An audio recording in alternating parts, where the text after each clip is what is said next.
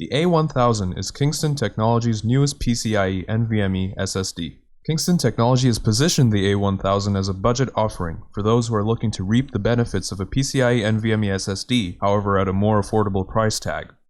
The A1000 is available in 3 storage tiers: 240GB, 480GB, and 960GB.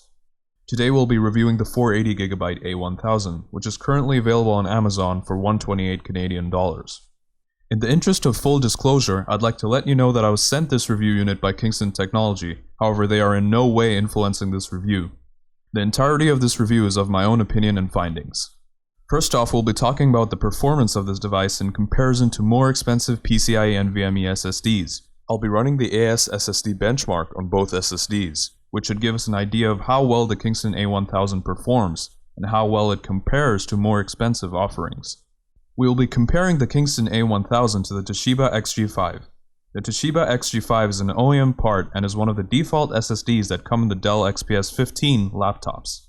Just for reference, the closest retail version of the XG5 is the Toshiba OCZ RD400, which costs $315 Canadian, whereas the Kingston A1000 costs only $128 Canadian. It will be very interesting to see how these two devices perform against each other despite their huge price gap.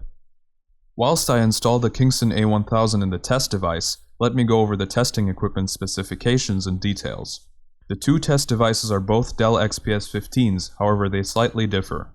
One device is an XPS 159570 with the Toshiba XG5 SSD, and the other device is an XPS 159560 with the Kingston A1000 SSD.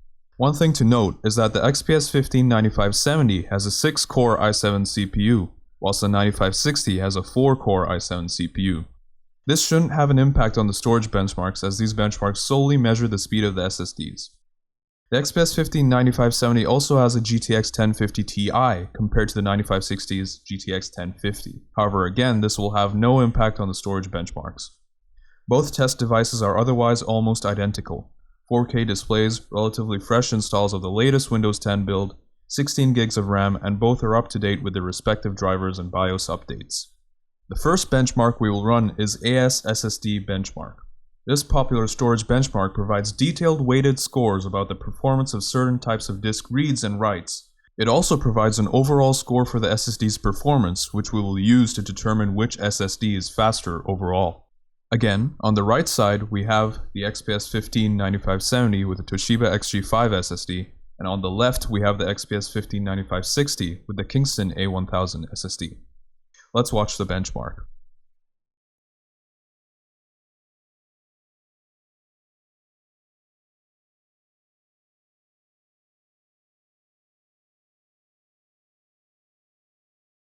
Okay, so now that the benchmark is complete, we can clearly see that from the overall score, the Kingston A1000 won by 400 points against the Toshiba XG5.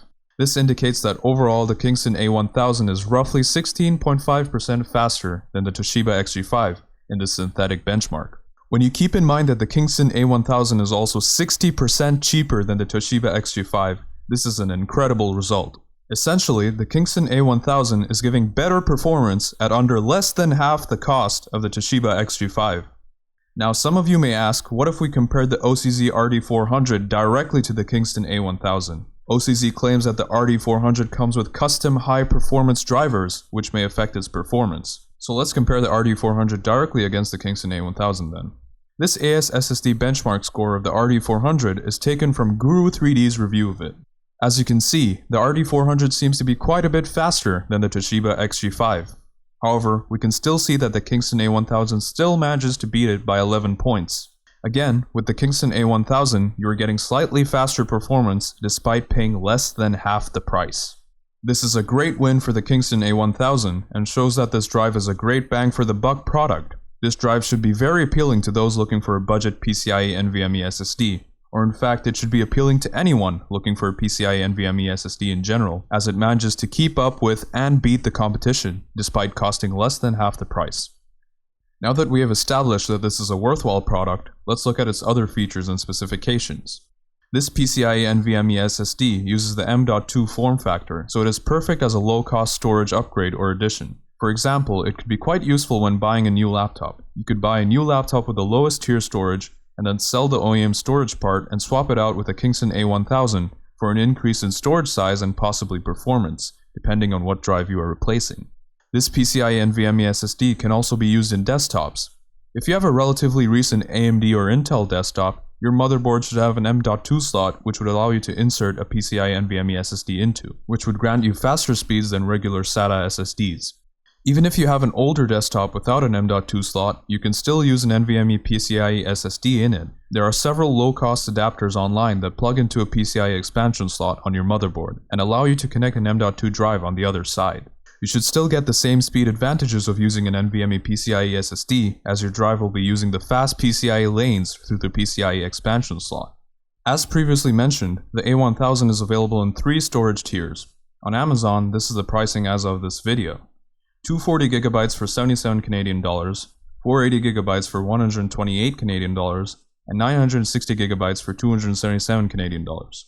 Looking back at the competition, you could get a slightly slower RD400 for 569 Canadian dollars, or you could get a 960GB Kingston A1000 for only 277 Canadian dollars. That's 277 Canadian dollars versus 569 Canadian dollars for an equivalent storage tier, and where the Kingston A1000 is still faster than the more expensive option. There's just really an insane price difference between these two devices, and I really want to bring emphasis to that. In conclusion, the Kingston A1000 PCIe NVMe SSD is a great bang for the buck SSD and provides a lot of value potential to anyone in the market looking to upgrade their storage. The Kingston A1000 performs just as well, if not better than the competition, at less than half the price, which gives it a solid recommendation from me. Thanks for watching. If you guys have any further questions about the Kingston A1000 or anything else in this review, leave a comment and I'd be happy to answer them. Leave a like on the video if you enjoyed it, and subscribe if you want more. Additionally, special thanks goes to Kingston Technology for providing this review unit.